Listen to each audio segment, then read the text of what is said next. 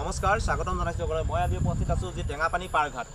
সিপাৰী আছে অসমৰ এখন গাঁও আচলতে সীমান্ত টেঙাপানী আৰু তুমি আহি থাকা আৰু ইয়াত দেখিছে আচলতে এখন গোটেই আচলতে সিপাৰৰ পৰা আচলতে মানুহ নদীসিঙত আচলতে যাতায়াত কৰিব লগা হৈছে ইয়াত আচলতে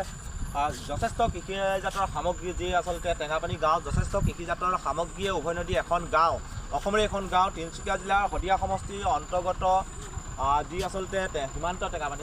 টেঙাপানী গাঁও আৰু মই সীমান্ত টেঙাপানীৰ যি যাতায়াত ব্যৱস্থা সেই যাতায়াত ব্যৱস্থা এইখন হৈছে নদিহিং আৰু এই নদিহিঙেদিয়ে আচলতে সীমান্ত টেঙাপানীৰ পৰা সিপাৰৰ পৰা মানুহ এইপাৰলৈ আহে আপোনালোকে দেখিছে মই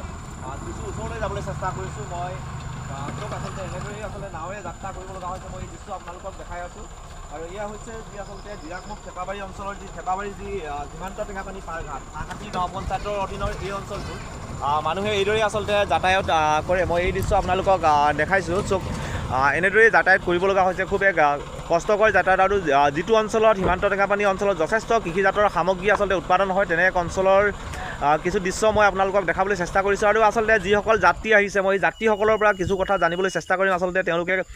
কেনেদৰে অহা যোৱা কৰে বা বাৰিষা হ'লে কেনেধৰণে অসমৰ লগত যোগাযোগ কৰে যিহেতু বা সেই অঞ্চলত কি সুবিধা আছে স্বাস্থ্য কি সুবিধা আছে স্বাস্থ্যৰ ক্ষেত্ৰত বা শিক্ষাৰ ক্ষেত্ৰত কেনেধৰণৰ সুবিধা আছে মই কিছু কথা জানিবলৈ যাত্ৰীসকলৰ পৰা চেষ্টা কৰিম আচলতে আৰু এইসকলে আচলতে যাত্ৰী এনেদৰেই আচলতে ওলাই আহিবলগীয়া হৈছে আচলতে যিটো অঞ্চলত আচলতে যি আছাম লেমন হিচাপে খ্যাতীয় যি শেহতীয়াকৈ GI টেগ লাভ কৰিছে আৰু এই সিপাৰৰ পৰা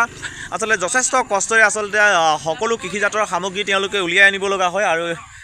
এয়া হৈছে পাৰঘাট আচলতে যুৱকসকলে এনেদৰে আহিছে আৰু মই আচলতে এই ভাইটিয়ে যাওঁ মোৰ চিনাকি ভাইটি এজনক লগ পাইছোঁ মই ভাইটিজনৰ ওচৰলৈ নাওখনৰ বুকুলে আচলতে নামি যাবলৈ চেষ্টা কৰিছোঁ ভাইটিটোৰ ওচৰলৈ গৈছোঁ ভাইটি আচলতে যি সীমান্ত টেঙাপানী গাঁওখনৰ আচলতে কেনেধৰণৰ শিক্ষা স্বাস্থ্য ব্যৱস্থা কেনেধৰণৰ শিক্ষা ব্যৱস্থাটো একেবাৰে অনুন্নত হয় প্ৰাথমিক শিক্ষাৰ বাহিৰে বেলেগ একো ব্যৱস্থা প্ৰাথমিক বিদ্যালয় আছে তাত স্বাস্থ্য ক্ষেত্ৰত অতিকৈ পিছপৰা বুলি ক'ব লাগিব একেবাৰে নাই অৱস্থা একেবাৰে বেয়া তাত কোনো উপস্বাস্থ্য কেন্দ্ৰ বা স্বাস্থ্য কেন্দ্ৰ নাই হয় বা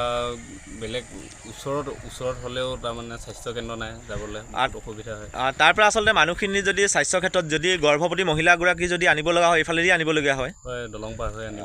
মানে নাও পাৰ হৈ আৰু নাও পাৰ হৈ আগৰে ৰাস্তাটো বৰ ভাল নহয় যিটো দেখিছোঁ কিন্তু একো নাহেই এফালৰ ৰাস্তাটো ইপাৰৰ ৰাস্তাটো কিমান দূৰ আহিব লাগে গাঁৱৰ পৰা আচলতে গাঁৱৰ পৰা এইটো ৰাস্তাত আহিব হ'লে 1 কিলোমিটাৰ 2 কিলোমিটাৰ 1 কিলোমিটাৰ বা চিকিৎসাৰ কাৰণে বা শিক্ষাৰ কাৰণে যাব লগা হ'লে এই ঘাটটোৰ পৰা আৰু 10-12 কিলোমিটাৰ যাব লাগে বা দলং পাৰ হৈ আহোঁ বুলি ক'লে নামচাই হৈ যদি আহিব লগা হয় তেনেহ'লে প্ৰায় 40 কিলোমিটাৰমান দূৰে ঘূৰিব লাগে যদি গাড়ীত আহিব লগা হয় এনেদৰেই আচলতে সীমান্ত টেঙাপানী গাঁও আচলতে ৰাইজে আচলতে আজি জীৱন নিৰ্বাহ কৰি আছে এই নদীয়েদি আচলতে এই অসমৰ লগত যোগাযোগ যিটো অঞ্চলত আচলতে নাই কোনো উপযুক্ত শিক্ষা ব্যৱস্থা নাই কোনো উপযুক্ত চিকিৎসা ব্যৱস্থা আশা কৰিছোঁ এই ভিডিঅ'টো আপোনালোকে যিমান পাৰে সিমান শ্বেয়াৰ কৰক যিহেতু অসম চৰকাৰ উচ্চতম কৰ্তৃপক্ষৰ হাতত আচলতে এই ভিডিঅ'টো গৈ পৰিব কেনেকৈ আচলতে ঘাট পাৰ হ'বলগীয়া হৈছে সেই দৃশ্য মই আপোনালোকক দেখাইছোঁ আশা কৰিছোঁ আপোনালোকে ভিডিঅ'টো এটা শ্বেয়াৰ কৰি